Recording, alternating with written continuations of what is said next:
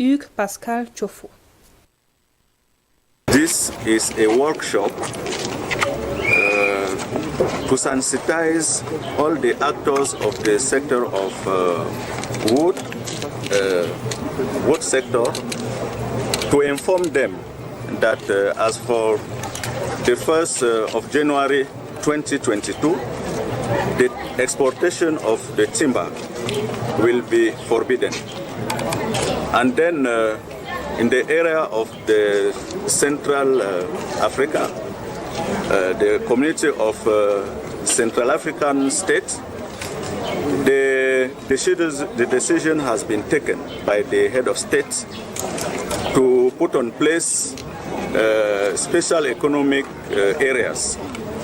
And this workshop is to sensitize all the actors around the interest.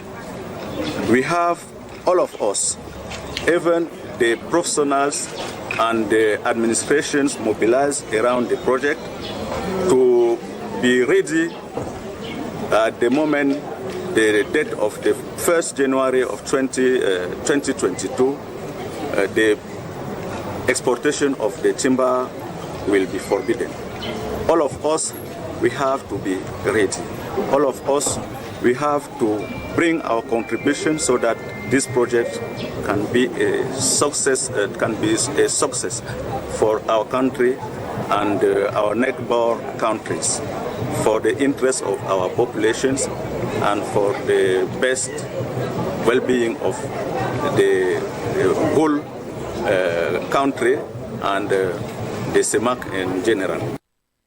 Still in line with Cameroon's natural blessings and their protection, discussions to handle the adverse effects of the degrading ecosystem, notably along the Kribi shore, has ended, with experts in the domain called upon to fight even harder to stop the problem. Mange Venasus reports that this call came from the SDO of the Ocean Division, Nuhu Bello. His report. The low output being experienced by local fishermen and the gradual process of erosion that is threatening to cut the National Road number 7 have been identified as the effect of the degradation of the ecosystem, a reality in Kribi, a reality which is affecting, in the first place, the local population. The Kribi Port Authority, actively involved in this area, has opted to elaborate a plan for the preservation of the natural environment where the port is situated. After Campo and Fifinda, it was the turn of Kribi to host a participative workshop to that effect. Leading discussions, the Senior Divisional Officer for the Ocean Division, Nuhu Bello, expressed his appreciations for the initiative, with stakeholders maintaining that there is hope to deal with the situation. It's a message of hope. We have identified all the negative impact and we try to mitigate those impacts. As the discussions rounded up, the administrator noted the dual nature of the issue while calling for objective handling of the situation to protect the ecosystem. We observe that there are good and bad aspects. We recommend to consultants to do their best to take care of what the studies have pointed out. The first action expected to be taken, as participants concluded, was on fishermen, where control should be implemented and not remaining on seminars and resolutions on papers. Another issue to seriously fight is the digging of sand from the seashore that has been identified as a contributing factor to the degradation of the ecosystem in Kribi. Over to the central region of Cameroon, the National Workshop for Regional Consultations regarding Cameroon's participation in the very first edition of the United Nations Food Systems Summit has taken place in Yaoundé today. The event, that was held under the auspices of the United Nations Systems, brought together food and agricultural stakeholders in Cameroon. Ate Bonaventure completes that story.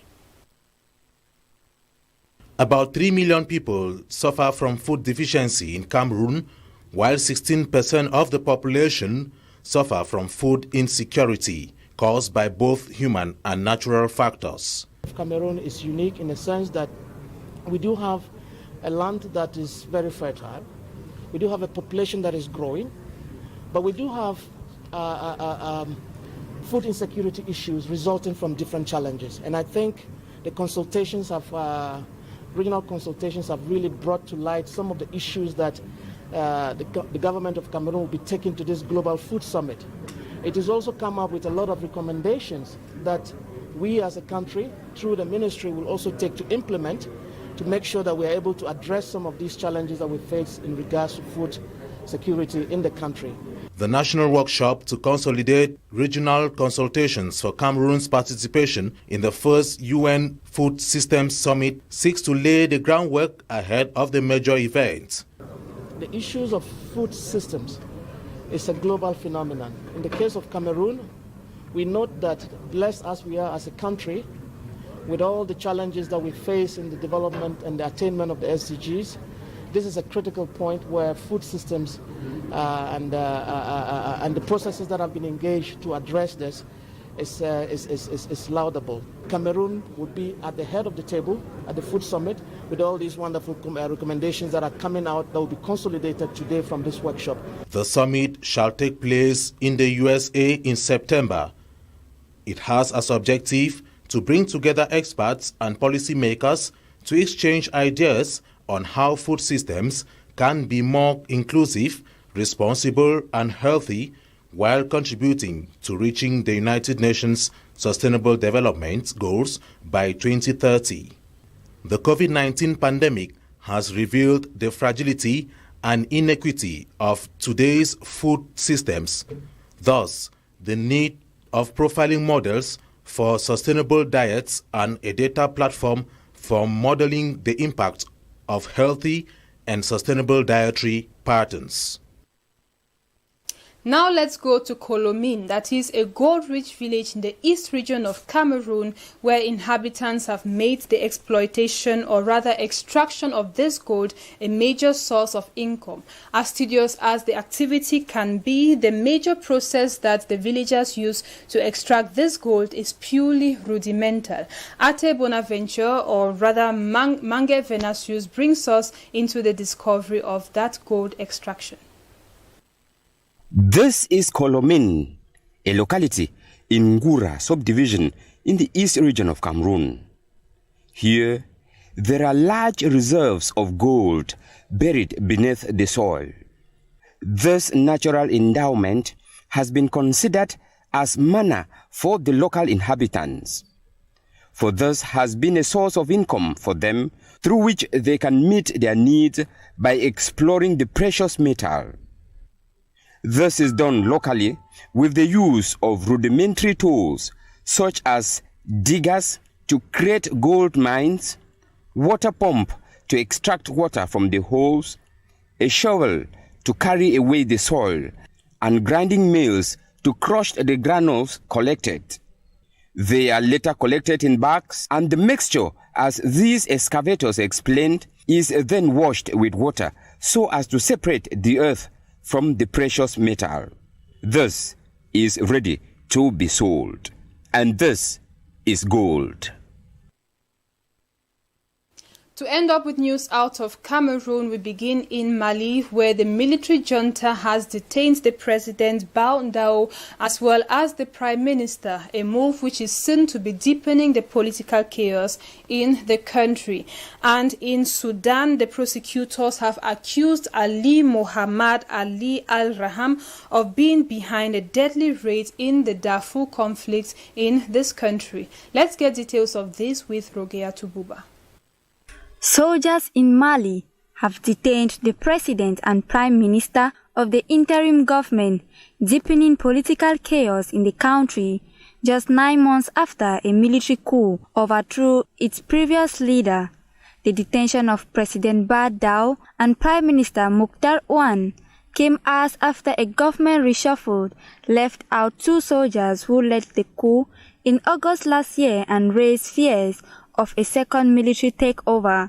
According to diplomatic and government sources, the president and prime minister were being held at a military base in Kati, outside the capital, Bamako. The United Nations mission in Mali called for the group to immediately and unconditionally release and declare those who hold the leaders will have to answer for their actions. The president and prime minister were sworn in September last year after Mali's generals, faced with the threat of regional sanctions, agreed to hand over power to a transitional government in the wake of an August coup that removed President Ibrahim Boubacar Keïta. Kati's military base is notorious for ending the rule of Malian leaders. Prosecutors have accused a man of being a feared militia leader behind a campaign of deadly attacks in Sudan's Darfur conflict in the build-up to the International Criminal Court's first trial linked to the violence. Ali Muhammad Ali Abdallah Rahman was in court for a hearing to decide if there is enough evidence for a full trial on 31 charges of war crimes and crimes against humanity. Prosecutors told the court that Abdulrahman, an ally of deposed Sudanese leader Omar el-Bashir, was an energetic perpetrator of murders in the Darfur War in 2003 to 2004. He has yet to make a plea, though his defense team has argued in earlier legal filings that he is not the man, among other arguments.